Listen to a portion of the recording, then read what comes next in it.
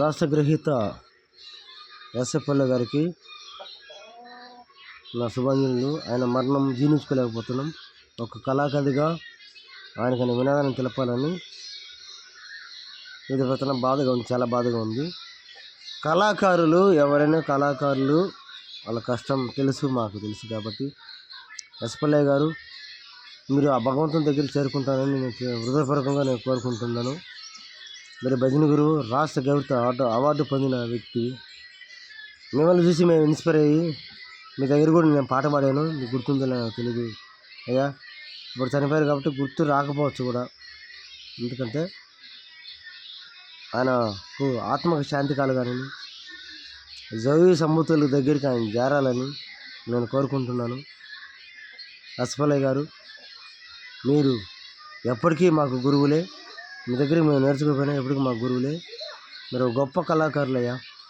మేము చిన్న వయసు మాది, మీరు చాలా అనుభవం కలిగిన వాళ్ళు కాబట్టి మాకు లేటుగా తెలిసింది రాలేకపోవచ్చు, క్షమించండి, సారీ.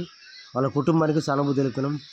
తల్లి కానీ వాళ్ళ పిల్లలు కానీ అందరూ కూడా అమ్మా ఆయన కాలం చెల్లిపోయింది, ఎవరు బాధపడదు దయచేసి. ఆయన వరకు ఆయన పని చేసుకున్నంత వరకు ఎవడు ఆయన పని ముగించుకొని బయలుదేరిపోతుండో ఎవరు బాధపడద్దు. ఈ ఆంధ్రప్రదేశ్లో 2 తెలుగు రాష్ట్రాల్లో ఎస్ఎఫ్ఎల్ అంటే ఎంతో తెలుసు, అందరికీ తెలుసు కాబట్టి మీ అందరికి కూడా నేను కరెక్ట్గా నాకు అడ్రస్ తెలియక నేను రాలేకపోయాను, నాకు లేటుగా తెలిసింది కాబట్టి నేను క్షమించండి అమ్మా తల్లి. మీరు ఓకేనా తల్లి? ఒకసారి ఎస్ఎఫ్ఎల్ పాదాలకు నమస్కారం చేసుకుంటూ ఆయనకు నివాళులు అర్పించుకుంటూ నేను ఒక భజన గురువుగా, ఒక కోలాటం గురువుగా, ఒక సింగర్గా అర్పించుకుంటూ నేను ఆయనకు మనశ్శాంతి కలగాలని కోరుకుంటున్నాను. నేను మీ గోపారం కోలాటం కిరణ్ని. థ్యాంక్ యూ అమ్మా.